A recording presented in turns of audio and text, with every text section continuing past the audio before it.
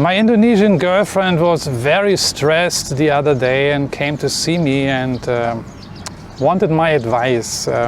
So just for your information, she is working as a fashion designer. She is also working as a teacher at a private school in Yogyakarta.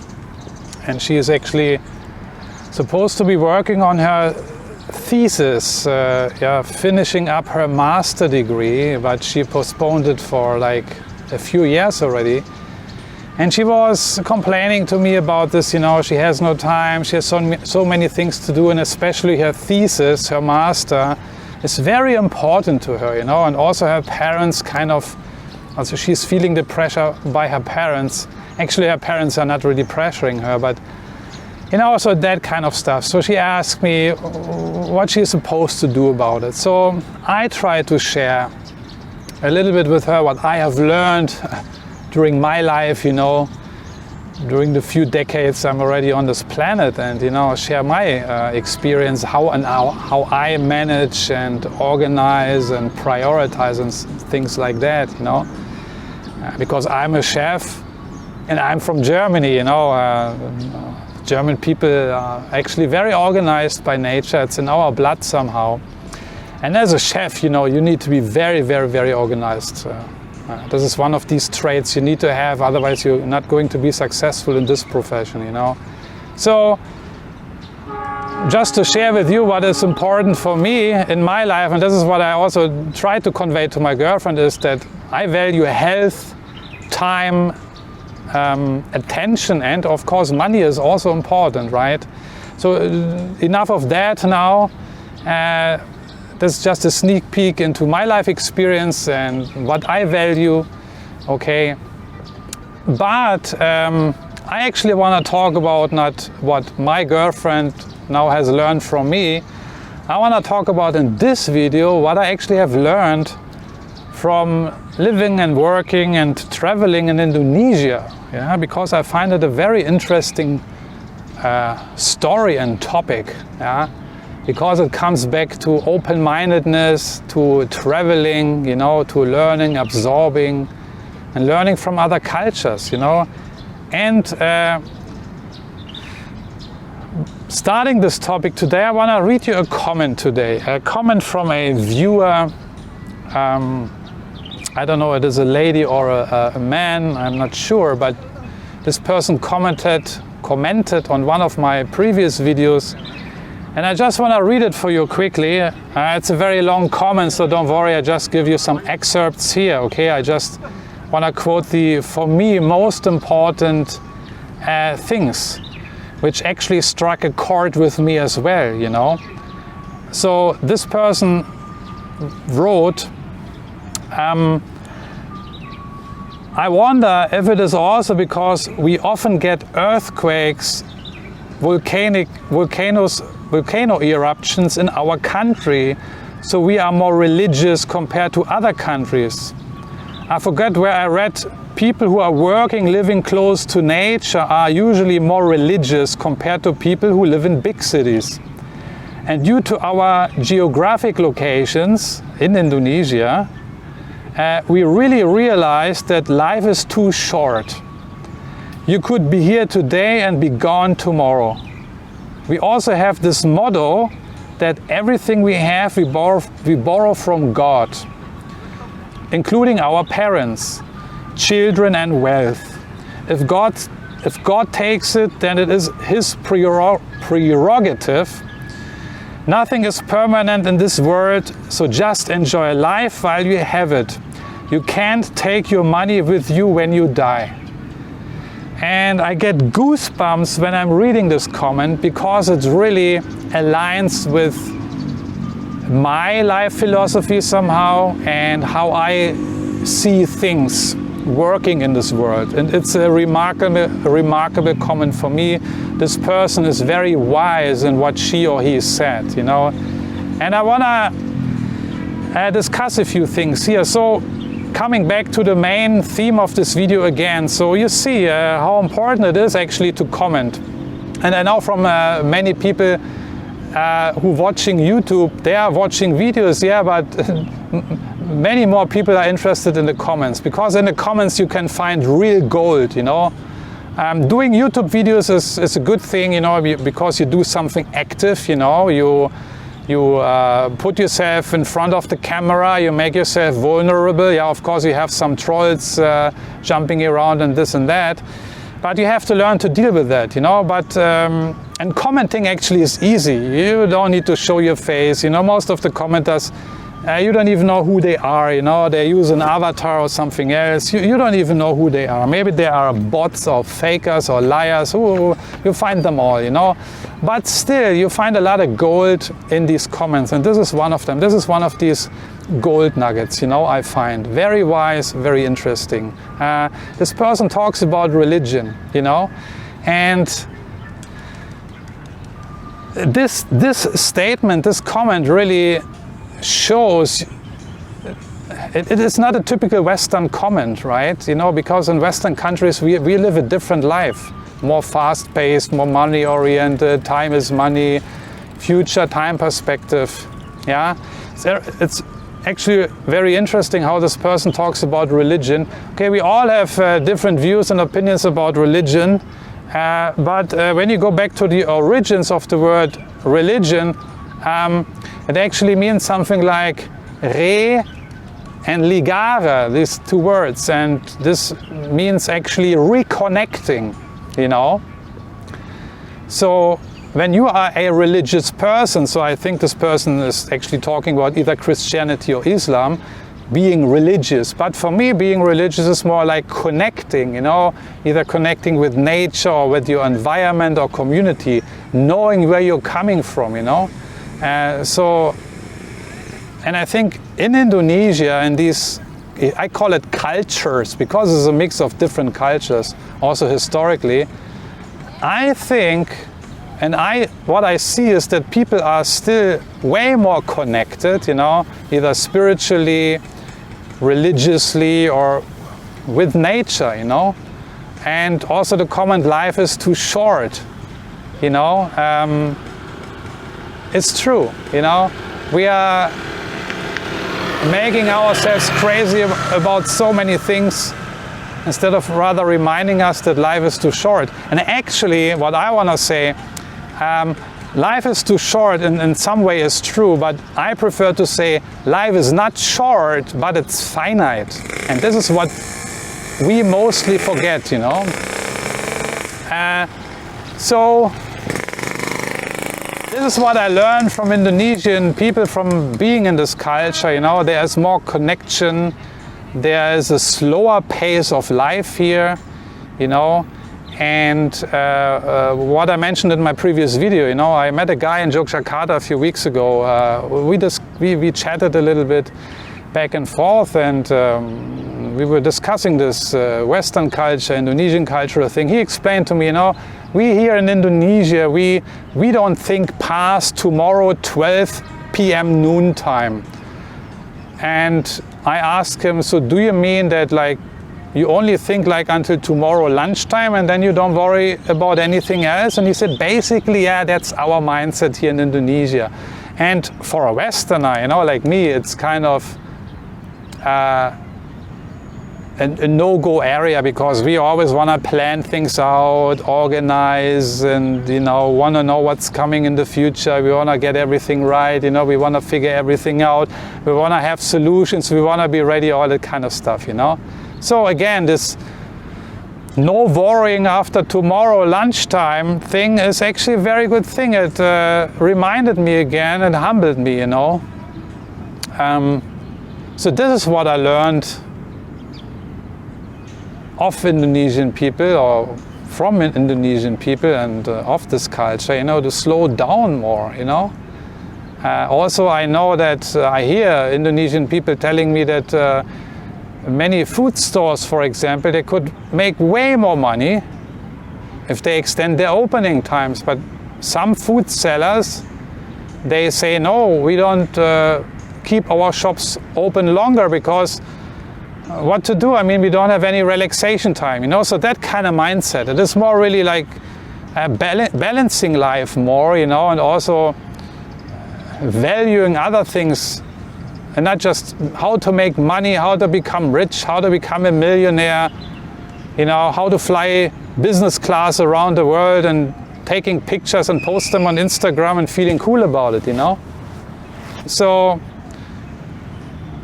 that was what I've been learning here while being in this culture, and I think that's a good thing. So this is a good thing with traveling, you know. Traveling is good, it opens up your mind, it broadens your horizon. I learn, I grow, and I develop my character and my mind, you know. This is what life is all about also, right? Developing your character and your mind. So now the question is, are Indonesian happier people? Are Indonesians happier? Who knows? I don't know. I cannot ask all 240 million Indonesians, yeah? But I don't know the answer. Are they healthier? I don't know. But from what I've seen being in the mountains the other day in central Java, I can tell you that these farmers over there, they look very healthy to me.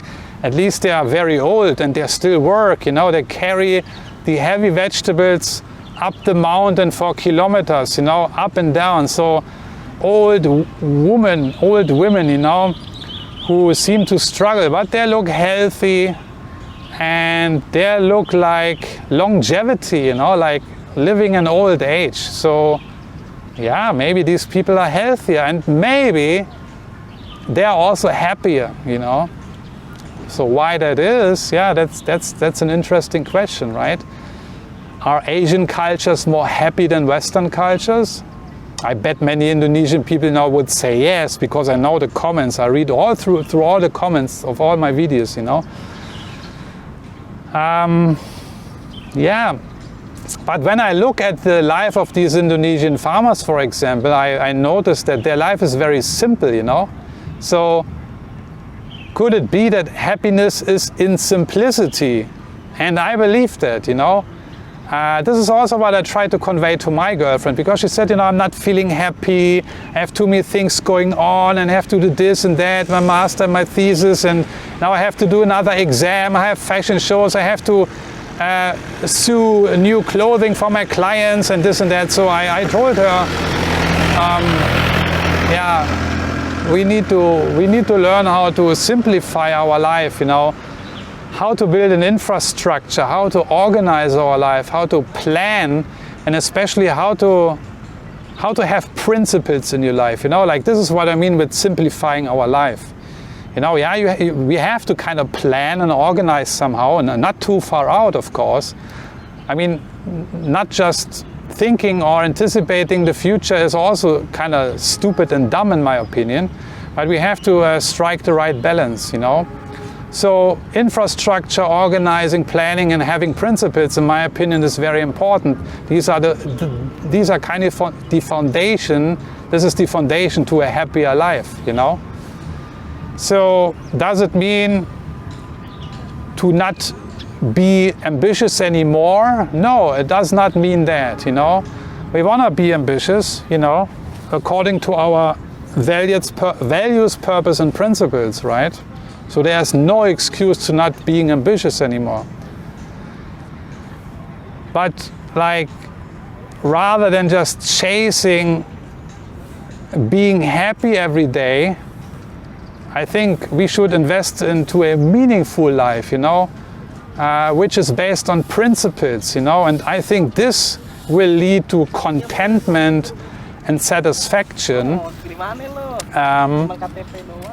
And this is maybe how these vegetable farmers in the mountains live their life, you know. They have a simple life. It's very structured, it's organized, dictated by nature, so to speak.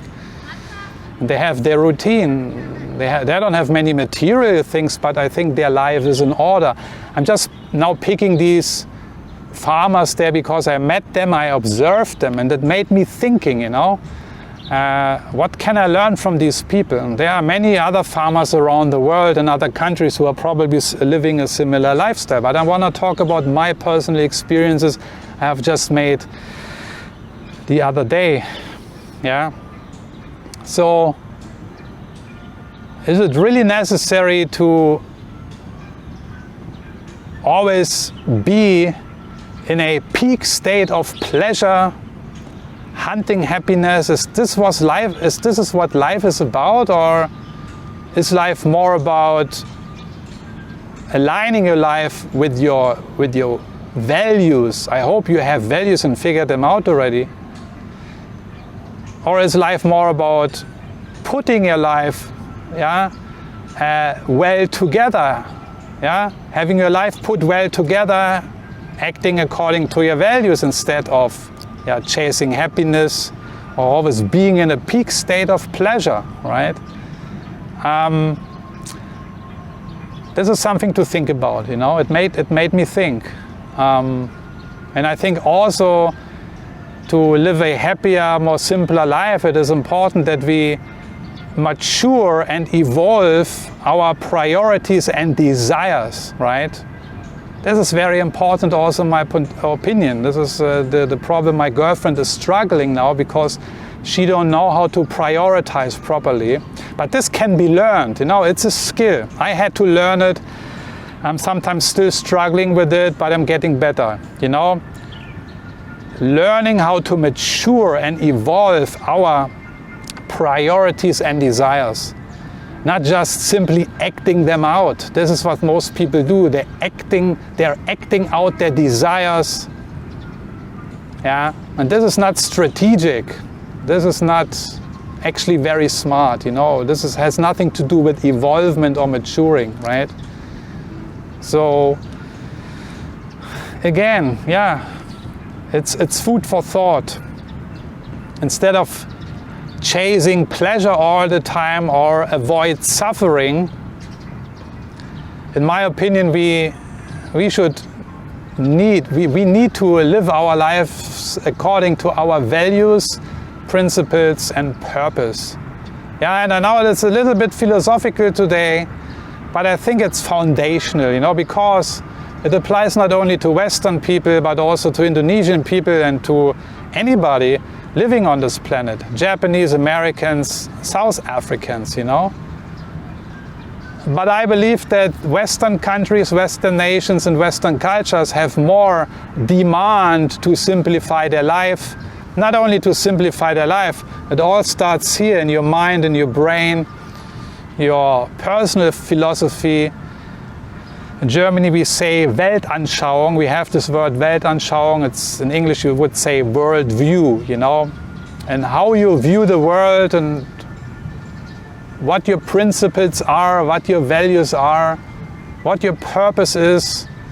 These kind of things define the way you live your life, either in a more happier way or more in a struggling way, you know. Believing to just accumulate riches and material things and hunting and wanting to become a millionaire, I don't think it's gonna cut it, you know. I was thinking the same way a few years ago, you know, but now since being in a travel mode more and opening up and starting to learn more and absorb more from different cultures and also from the Indonesian cultures, I can learn, you know, and grow and mature my desires and priorities, you know. So this is the message I wanted to share in this video. And I keep doing this, you know, and this is what I learned from Indonesian culture. There's certainly more to learn. I'm not saying you can learn the world from only Indonesian culture. What is Indonesian culture anyway? Indonesian culture is a conglomerate of many different cultures. The Hindu culture, the Islamic culture, the Christian culture, the Chinese culture, you know. And this is how it is all around the world. Cultures are also always have been influencing each other, right? But there is a certain culture in this country here. One can learn a great deal. But also, I don't want to throw away certain Western values. No, planning is very important, organizing is very important, knowing what you want is very important, anticipating things is important, knowing what you don't want is important, learning to say no is also very important. My girlfriend struggles with this, you know, she is not able to say no. She has so many requests coming from clients and customers and here and there from her school. So we identified this problem and issue. She is not able to say no, and I told her we need to work on this, you know. We need to learn how to say no.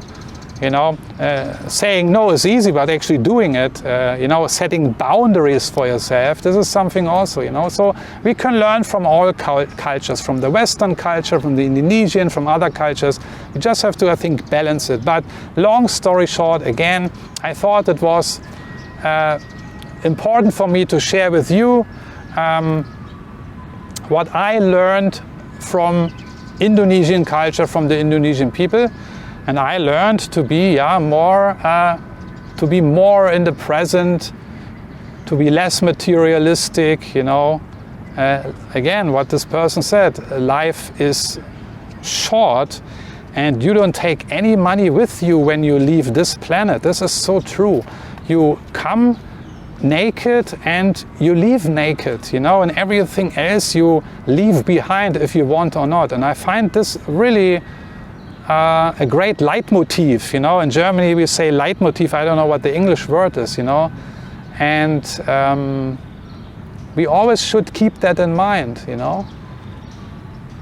And it seems that Indonesian people have or are on average more aware of this kind of philosophy, you know, that life is finite, you know, and you don't take anything with you. So therefore you should focus on this life and be also appreciative with what you have, you know. Okay, enough with the philosophy for today, but I'm looking forward to your comments. I want to see what you have to say about it. Do you agree with me, or do you say no, it's all nonsense, you know, it's all bollocks, I want to become a millionaire, I want to drive my Lamborghini. Looking forward to what you have to say. As always, you know, the comments are a gold mine for great insights and knowledge, so, and experience, you know, because this is all your experience which you are sharing in the comments, right? Everybody has life experience. I am just one guy who is sharing his experience here publicly on video. So that's why I encourage you, continue to comment, continue to post, continue to give suggestions, you know, useful tips and even tricks which can help us to develop further, yeah, to align ourselves more with our values and eventually to evolve and mature our priorities and desires. And with that being said, I'm checking out for today here again from a very hot day. It's only 9 o'clock in the morning. Finally some breeze is coming now. Terima kasih and see you in one of my next videos. Take care, bye bye.